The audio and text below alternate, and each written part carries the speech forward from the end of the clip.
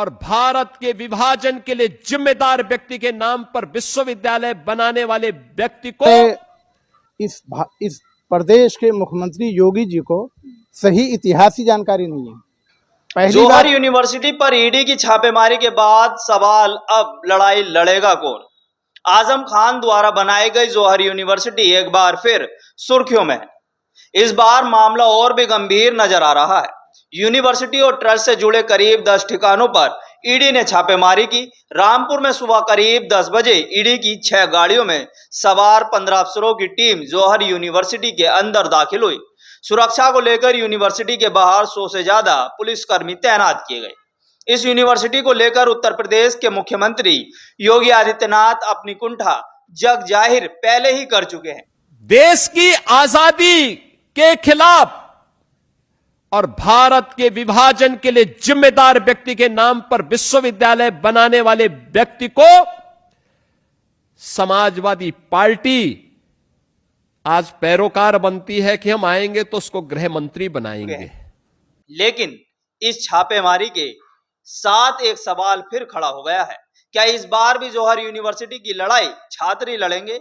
याद कीजिए, पिछली बार जब रामपुर विकास प्राधिकरण ने नक्शा पास न होने का हवाला देकर यूनिवर्सिटी की 38 इमारतों पर कार्रवाई की तैयारी की थी, तब सबसे पहले छात्र ही मैदान में उतरे थे।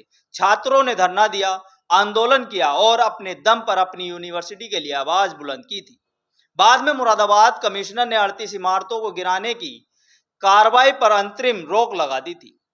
समाजवादी पार्टी का एक प्रतिनिधि मंडल भी रामपुर पहुंचा था, लेकिन उस प्रतिनिधि मंडल में पार्टी के राष्ट्रीय अध्यक्ष अखिलेश यादव खुद मौजूद नहीं थे, यानी कि गायब थे।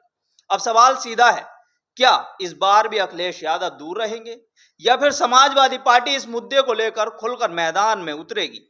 क्योंकि पिछले दिनों मौलाना मोहम्मद अली जौहर को लेकर मुख्यमंत्री योगी आदित्यनाथ की टिप्पणियां के बाद सियासी पारा पहले ही चढ़ चुका था। इस प्रदेश के मुख्यमंत्री योगी जी को सही इतिहासी जानकारी नहीं है।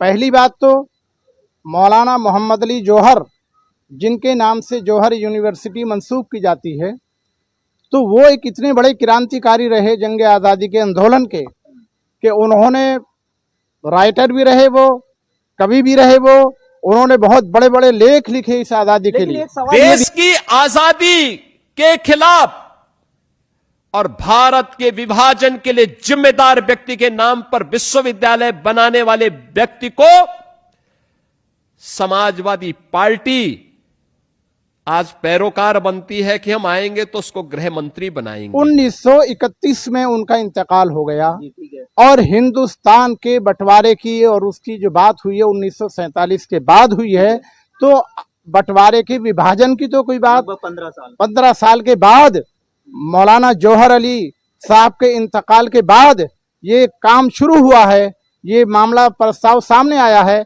उस वक्त वो थे ही नहीं। ये सरासर झूठ है, एक सरासर इल्जाम है और ये लोगों को गुमराह करने की एक बहुत बड़ी साजिश है। ऐसे में जौहर यूनिवर्सिटी पर ईडी की कार्रवाई ने इस पूरे माहौल को एक बार फिर सियासी बहस के बीच लाकर खड़ा कर दिया है। कुछ तो योगी जी असल में इन्हें कोई इतिहास के बारे में जानकारी है नहीं, जो ये कीचड़ उछाल रहे हैं इधर उधर, ये सब बेबुनियाद है। अगर इतिहास पूछना चाहते हैं योगी जी तो आरएसएस जो आज जिसके इशारों पर ये बीजेपी सरकारें काम कर रही हैं, उस आरएसएस ने आज़ादी में कोई हिस्सा नहीं लिया। आज़ादी के विरोधी थे ये लोग, आज़ादी को नहीं मनाते थे ये लोग, और आज वो इतने बड़े देशभक्त बन रहे हैं झूठा प्रोपेगेंडा करने के बाद में कि वो सब मतलब ये कि देश के लोगों को खामखा गुमराह करने में लगे हुए हैं, जबकि उनका इसमें कोई वो नहीं है। अब रहा ये कि भाई ये सिर्फ राजनीति है, वो एक राजनीति चमकाने के लिए उन्होंने ये शोषे छोड़े हैं। मैं समझता हूँ जो इतिहास के बारे में थोड़ी सी भी जानकारी रखता है वो इसमें गुमराह होने की उसे कोई ज़रूरत नहीं है। यकीनन लोगों को गुमराह करने के लिए इस तरह की बात बोली है, उन्हें इतिहास के बारे में जर्रा बराबर कोई जानकारी है ही नहीं। अब निगाहें कई तरफ है। सपा के विधायक और सांसद इस लड़ाई को आगे बढ़ाएंगे। क्या आजम खान का परिवार खुद मोर्चा संभालेगा या फिर अखिलेश यादव खुद मैदान में उतरकर इस लड़ाई की कमान अपने हाथ में लेंगे?